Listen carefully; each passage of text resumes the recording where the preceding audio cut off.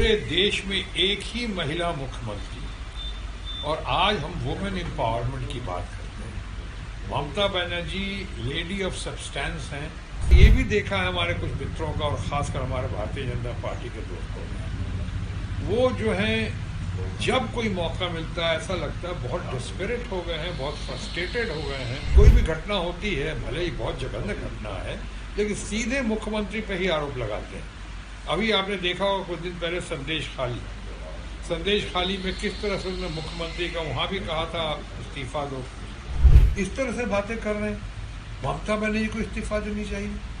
तो फिर अगर मैं कहूँ, हालांकि मैं नहीं कह रहा हूँ, लेकिन अगर मैं कहूँ तो फिर माननीय प्रधानमंत्री को तो कितनी बार इस्तीफा देना चाहिए था। पूरे देश में एक ही महिला मुख्यमंत्री, और आज हम वुमेन एम्पावरमेंट की बात करते हैं।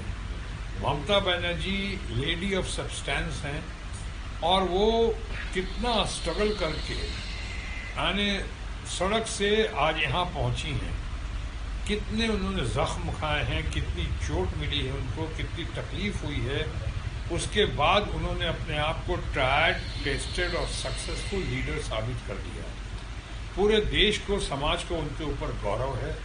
हम लोग गर्वान्वित महसूस करते हैं कि अकेली सिंगल मुख्यमंत्री महिला इस कदर कर रही हैं, और इस तरह सर्वधर्म समभाव के साथ अपने बंगाल परिवार को, अपने समाज को, यहाँ के लोगों को और देश को की दशा कितना अच्छा करने में लगी हुई है, सही दिशा दे रही है।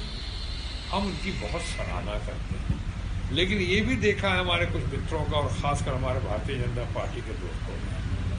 वो जो हैं जब कोई मौका मिलता है ऐसा लगता है बहुत डिस्परेट हो गए हैं, बहुत फ्रस्ट्रेटेड हो गए हैं। वो हर बार अटैक करते हैं, और डायरेक्ट कोई भी घटना होती है, भले ही बहुत जघन्य घटना है, लेकिन सीधे मुख्यमंत्री पे ही आरोप लगाते हैं। अभी आपने देखा होगा कुछ दिन पहले संदेश खाली में किस तरह से उन्होंने मुख्यमंत्री का वहां भी कहा था इस्तीफा दो, और मुख्यमंत्री के ऊपर कैसी कैसी बातें कही, अपमान करने की कोशिश की। यहाँ तक कहा कि मुख्यमंत्री को शर्म नहीं आती है। ये बड़ी शर्मनाक बात है। और देखिए उसका लोगों ने कैसे जवाब दिया, और खासकर यहाँ का सेक्रेटरी जनरल बहुत बढ़िया यूथ आइकॉनिक डैशिंग लीडर है यहाँ का, अभिषेक बनर्जी। उन्होंने कैसे उनको पर्दाफाश किया, उनके वीडियो के जरिए, उनका ऑपरेशन करके, वीडियो ऑपरेशन के जरिए कैसे रिकॉर्डिंग करके सारी बातें सामने डाली कि कैसे मिली भगत थी यहाँ के सेंट्रल रूलिंग पार्टी और यहाँ के बीजेपी के कुछ दोस्तों की कारस्तानी थी। ये कारनामा था और ये एक्सपोज हुआ, लोगों को समझ में आ गया। यहाँ भी इस तरह की बात करना, अगर कुछ त्रुटियां हुई हैं तो उसकी इंक्वायरी हो रही है। अगर उसकी इंक्वायरी हो रही है, हाईकोर्ट पर फैसला आएगा, सीबीआई उसमें अपनी जांच की रिपोर्ट देगा, उसके बाद बात करें तो ज़्यादा बेहतर होगा। अभी जिस तरह से वो लोग कर रहे हैं, धरना प्रदर्शन करना उनका अधिकार है, जनता का भी अधिकार है, उसमें उनको शिकायत नहीं करेंगे। लेकिन जिस तरह से कहा जा रहा है, ऐसा लग रहा है कि होश कहीं खो गया, सिर्फ जोश को सामने लेकर लाया जा रहा है। इस तरह से बातें कर रहे हैं। ममता बनर्जी को इस्तीफा देनी चाहिए। तो फिर अगर मैं कहूँ, हालांकि मैं नहीं कह रहा हूँ, लेकिन अगर मैं कहूँ तो फिर माननीय प्रधानमंत्री को तो कितनी बार इस्तीफा देना चाहिए था। वो हाथरस के इंसिडेंट के बाद हमने तो उनका इस्तीफा नहीं मांगा था।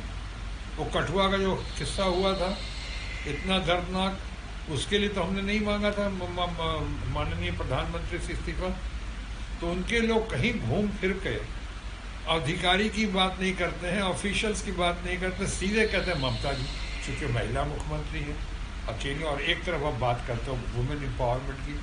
मैं समझता हूँ ये ज़्यादती है, ये अन्याय है, और इस अन्याय और ज़्यादती के खिलाफ ममता बनर्जी लड़ने में बहुत सक्षम है, और हमेशा की तरह जैसे मैंने कहा ट्राइड, टेस्टेड और सक्सेसफुल है।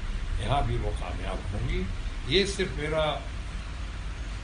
मेरा विश्वास ही नहीं है, बल्कि मेरा संकल्प भी है, और साथ ही साथ मेरी प्रार्थना।